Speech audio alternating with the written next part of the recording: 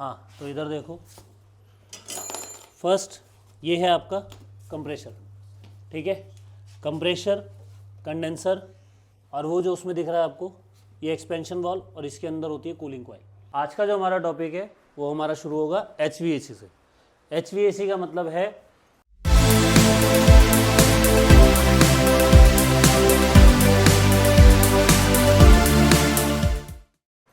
Hello friends, मेरा नाम करण शर्मा है।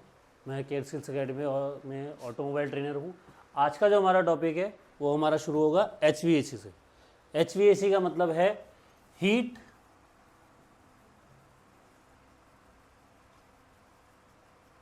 वेंटिलेशन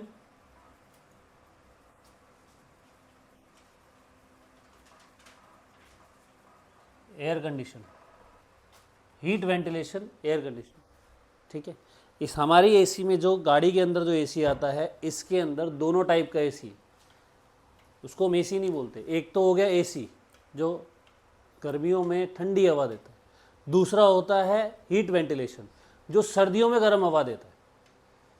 देखा होगा सर्दियों में हम उसको हीट पे कर देते हैं, गर्म हवा आती है, और गर्मियों में कर दिया तो ठंडी हवा आती है, ठीक है।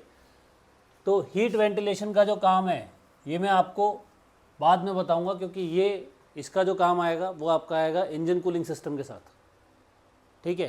तो आज का हमारा टॉपिक जो चलेगा वो चलेगा एसी का। तो एसी में 3 तरीके के काम होते हैं। फर्स्ट आपका आता है मैकेनिकल, सेकंड आपका आता है electrical,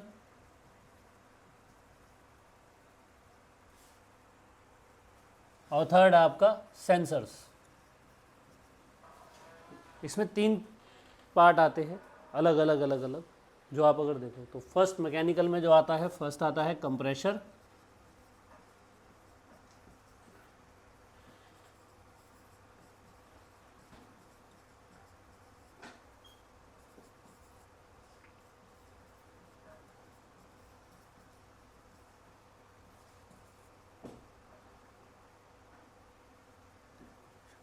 cooling coil,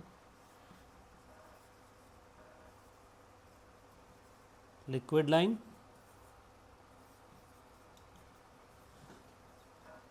suction line और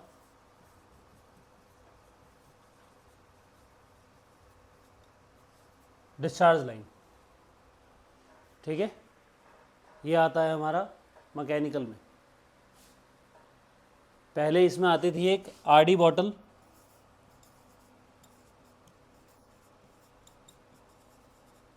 जो अब नहीं आती।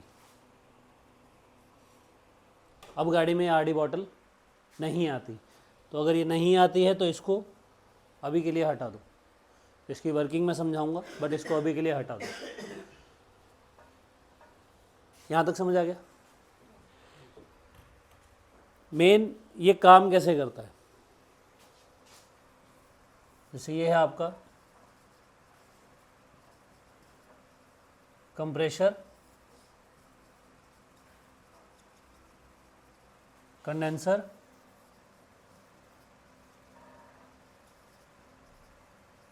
कूलिंग कॉइल, और इसमें एक पार्ट और होता है जिसको हम बोलते हैं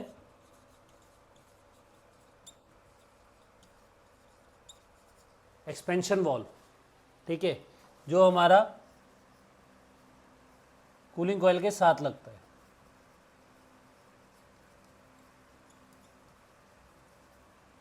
एक्सपेंशन वाल्व, ठीक है, समझ आ गया? पॉज कर विकास, पॉज कर दो। हाँ, तो इधर देखो, फर्स्ट ये है आपका कंप्रेशर, ठीक है। कंप्रेशर, कंडेंसर और वो जो उसमें दिख रहा है आपको ये एक्सपेंशन वाल्व, और इसके अंदर होती है कूलिंग कॉइल, ठीक है। तो क्या होता है, जैसे ही हमने गाड़ी में गैस डाली, ये आपका होता है हाई प्रेशर वाल्व और ये आपका होता है लो प्रेशर वाल्व, ठीक है। इनके अंदर जैसे ही हम गाड़ी के अंदर हमने गैस डाली, एसी गैस जो इसमें हम फिल करते हैं, फिल करने के बाद क्या होगा, कंप्रेशर चलेगा। कंप्रेशर 2 टाइप से चलता है। फर्स्ट तो बिल्कुल फ्री घूमेगा, ये होता है इसका मैग्नेटिक क्लच, ठीक है, मैग्नेटिक क्लच होता है ये। जैसे ही इसके अंदर 12 वोल्ट का हम करंट देंगे, यहाँ इलेक्ट्रोमैग्नेट तैयार होगी और ये जो क्लच है इस पुल्ली के साथ अटैच हो जाएगा और ये फिर इंजन की स्पीड से घूमना शुरू हो जाएगा। ठीक है, तो जैसे ही ये घूमना शुरू होगा, घूमने के बाद क्या होगा, कंप्रेसर क्या करेगा, सबसे पहले गैस को सक करेगा। ये जो कूलिंग कॉयल से लेकर कंप्रेसर तक की जो लाइन आती है इसको हम बोलते हैं सक्शन लाइन। ठीक है, कंप्रेसर से लेकर कंडेंसर तक जो लाइन जा रही है इसको हम बोलते हैं डिस्चार्ज लाइन, और कंडेंसर से लेकर जो कूलिंग कॉयल तक वापस जा रही है उसको हम बोलते हैं लिक्विड लाइन। ठीक है, तो ये क्या करेगा, सबसे पहले इस लाइन से गैस को लेगा, उसको सक करेगा, कंप्रेस करेगा, कंप्रेस करके आगे भेज देगा।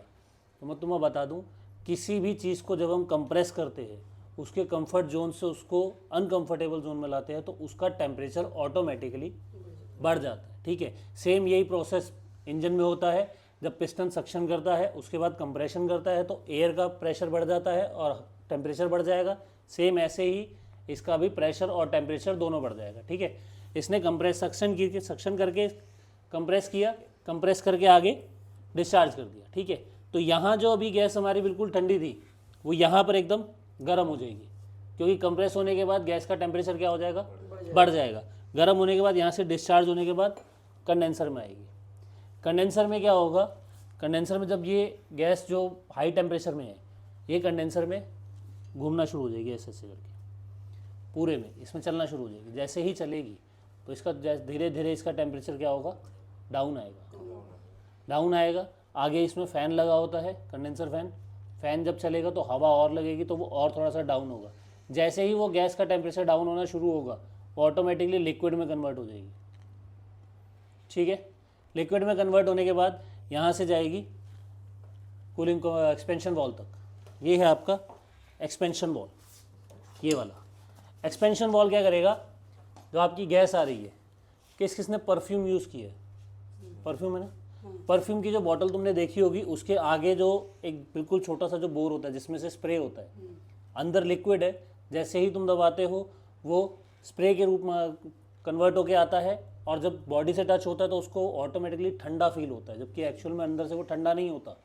तुम्हें जब लगता है तो वो ठंडा लगता है। वो लगता क्यों है, क्योंकि जब वो छोटी सी जगह से निकल के बड़े एरिया में आएगा तो वो फैल जाएगा। जैसे ही वो फैलेगा ऑटोमेटिकली उसका टेम्परेचर डाउन हो जाएगा। ठीक है, ये ध्यान रखना। और सेम यही प्रोसेस इसमें भी है। इसमें भी यहाँ से जो पाइप है इसका बोर बड़ा है, लेकिन जहाँ से गैस निकलेगी कूलिंग कॉइल में जाएगी वहाँ उसका बोर बिल्कुल छोटा है। ठीक है, तो जैसे ही उसमें से वो स्प्रे फॉर्म में निकलेगा, जो इसमें लिक्विड है वो ऑटोमेटिकली गैस में कन्वर्ट हो जाएगा और अपने आप ही टेम्परेचर उसका डाउन हो जाएगा। उसके बाद कूलिंग कॉइल के अंदर वो घूमेगा और टेम्परेचर उसका डाउन होगा। ब्लोअर मोटर जो होती है वो हमारी चल रही है, जिसकी वजह से हवा लग रही है। हवा लगने की वजह से कूलिंग कॉइल और थोड़ी ठंडी होगी। ठंडी होने के बाद वापस गैस यहाँ से कंप्रेसर में सक्शन होगा, फिर डिस्चार्ज, लिक्विड लाइन, फिर वहाँ से एक्सपेंड होगा। एक्सपेंड होने के बाद कूलिंग कॉइल से वापस कंप्रेसर। ये प्रोसेस आपका रेगुलर चलता रहेगा। इसीलिए ये एसी क्या है, चलता रहता है और ठंडी हवा आती है। समझ गए? क्लियर है? किसी को कोई सवाल? ठीक है, तो ये था हमारा एसी का। और जानकारी के लिए हमारे साथ बने रहें।